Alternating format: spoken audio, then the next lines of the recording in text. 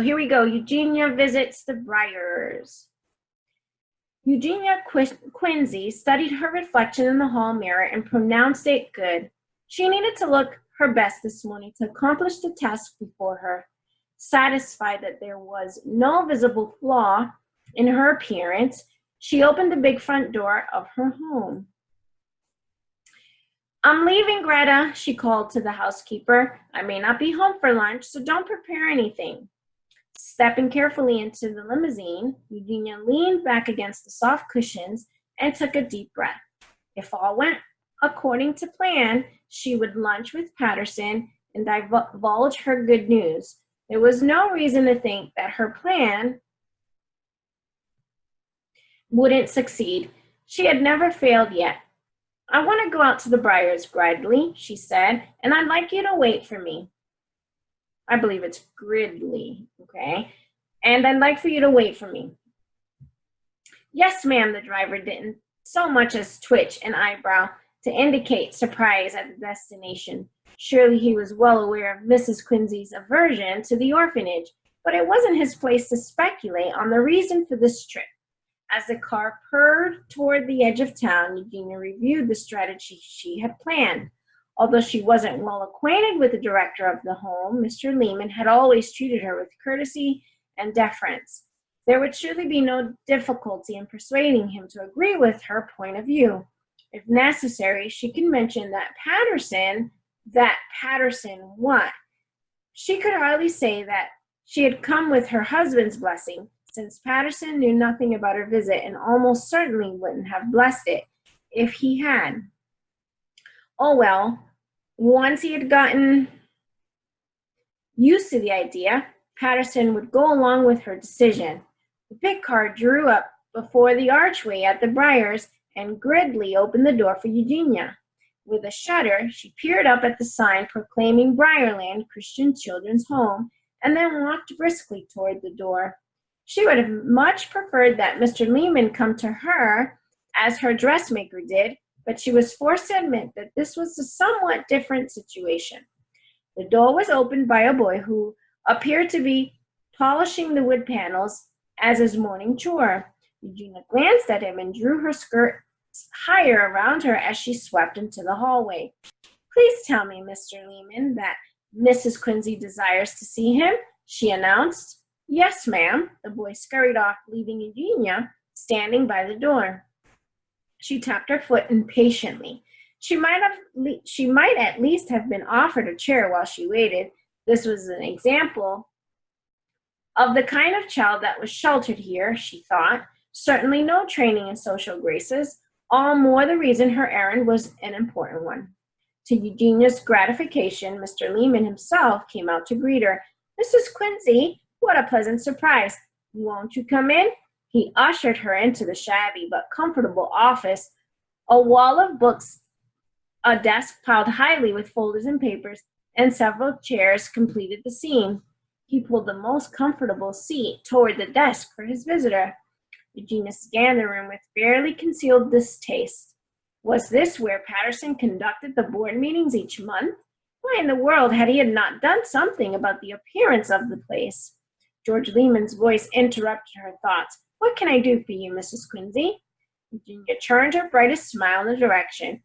She might as well dispense with the small talk and proceed directly to the point. The place was depressing, and she had no desire to stay any longer than necessary. "I understand that you have recently taken in 4 new children," she said. Mr. Lehman nodded. "Yes, the Cooper children. I want the youngest one." George Lehman seemed unable to hide his astonishment. "I beg your pardon? Why do men have to be so slow-witted?" Eugenia thought irritably. He was acting just like Patterson. What was so hard to understand? We want to adopt the youngest one," she repeated with impatience. "What is his name?" "William," Mr. Lehman answered automatically. "But I'll call him Reginald," Eugenia declared. "Can matron get him ready immediately?" Mr. Lehman leaned back in his chair and studied his visitor. "I'm sorry, Mrs. Quincy, but I'm afraid that will be impossible." "I don't understand."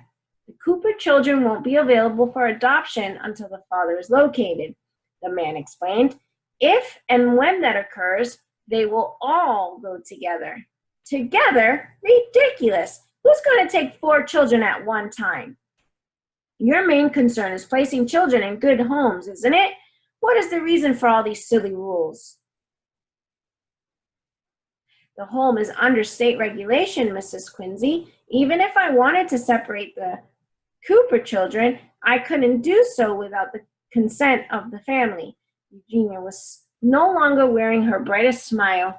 She was unaccustomed to being denied anything, and she found the situation most wearisome. As she smoothed her gloves in her lap, her mind tackled the problem. She didn't want to use the last weapon in her arsenal, but there seemed to be no alternative. Mr. Quincy had given much to this institution over the years. I'm afraid I shall have to ask him to withdraw his support unless, her meaning was clear. We appreciate Mr. Quincy's generous gifts, Mr. Lehman said carefully, but in this instance, there is nothing I can do. I'm sorry.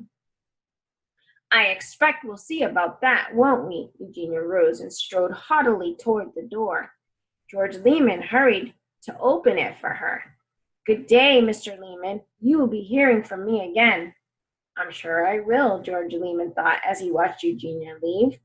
The sound of the big front door closing signaled her departure. Watching out the office window, he followed the angry woman with his gaze as she sailed down the path and entered her limousine. When she was gone, George felt as though he had done battle with the Furies. Bert wasted no time locating Ethan in the barn, where he was sweeping the floor.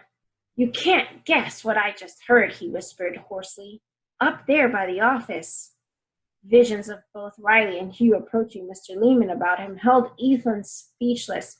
He stared at the freckles on Bert's face and clutched his broom for support. A fancy lady in a huge car is going to take Will away. I heard her tell Mr. Lehman. Ethan had difficulty switching his thinking from the threat he'd been anticipating to a threat unimaginable, and he continued to stare at Bert. Didn't you hear me? I said, but Ethan had dropped the broom and grabbed Bert's skinny arm. What lady? What car? Did she take Will? Ow, let go. I didn't do nothing. No, she said she'd be back. Bert rubbed his arm and backed off. Thought you would want to know. She can't do that, Ethan declared. They won't let her take him, will they? Bert regained his composure. Look, Ethan, this here is an orphanage. That's the kind of stuff they do, get homes for kids like us. Well, maybe not us, Bert reconsidered, but little kids like Will or blonde, curly-haired girls. Ethan felt a moment of relief, so Alice would be safe. Her hair was red and as straight as it could be. He sank onto a bale of hay. She can't have Will. I won't let her. No one can unless they take all of us. Bert sat beside him. How are you going to stop her, he asked. Ethan's shoulders drooped as he peered at his friend. I don't know. What shall I do? Bert chewed thoughtfully on a straw. Looks to me like this is serious enough to pray about it, he offered. You ever prayed besides? Now I lay me down to sleep? Ethan shook his head. Not much. I prayed that Ma would get better, but she didn't. I prayed that Russell would let me stay home, but here I am. Ethan thought of all that had happened since he'd forgotten to make his bed, and Matron had told him that the Lord was interested in how he did his work. It looked like that was all the Lord was interested in. First Riley and then Hugh had threatened him, and now Will was in danger. For someone who hadn't much practice, it looked like he was collecting a lot of things to pray about. Come to think of it, Ethan told himself, he don't seem to be very good at praying. Perhaps he'd better begin to make some plans of his own. Who is this lady with the car? He asked Bert. She said her name was Mrs. Quincy. Bert glanced at his friend, and that she'd call Will Reginald when she took him home. Ethan was disgusted. Reginald? What kind of name is that? Anyway, Ma named him William, and she can't change that. You've got to help me think of some way to keep her from taking him. I don't know, Bert looked doubtfully. I've noticed that grown-ups pretty much do what they want when it comes to kids. This fact hadn't escaped Ethan's attention either, but when it came to the safety of his little brother, he was ready to fight, even grown-ups. I'll find some place to hide him, he announced. Where are you going to hide someone that big? Bert wanted to know. Your cupboard is too small, and they clean under the beds. What are you planning to hide? What are you planning to hide, kid? Hugh had appeared out of nowhere. When neither younger boy answered, he repeated his question. Nothing, Ethan stammered. I didn't take anything. So how come you need a place to hide it? He wants to hide, Bert began, but a sharp poke from Ethan ended the explanation. Hugh stared at the boys, but neither said any more. Won't talk, huh? Well, don't forget that I'll be watching you, and you know what happens to kids who don't mind their own business. When Hugh had disappeared out of the barn door, Bert turned to Ethan. What's the matter with him? What do you mean about minding our own business? I guess he doesn't want us to talk about him, Ethan shrugged. I don't want to talk about him, Bert declared. I don't even want to think about him. We got enough problems of our own. Ethan nodded in agreement. He couldn't tell Bert that Hugh was one of the problems. As the days went by and no one carried Will off, Ethan began to relax. Bert had probably misunderstood the conversation he'd overheard. Besides, there were a lot of other things to claim Ethan's attention. All right, that's the end of chapter 6. I look forward to chapter 7.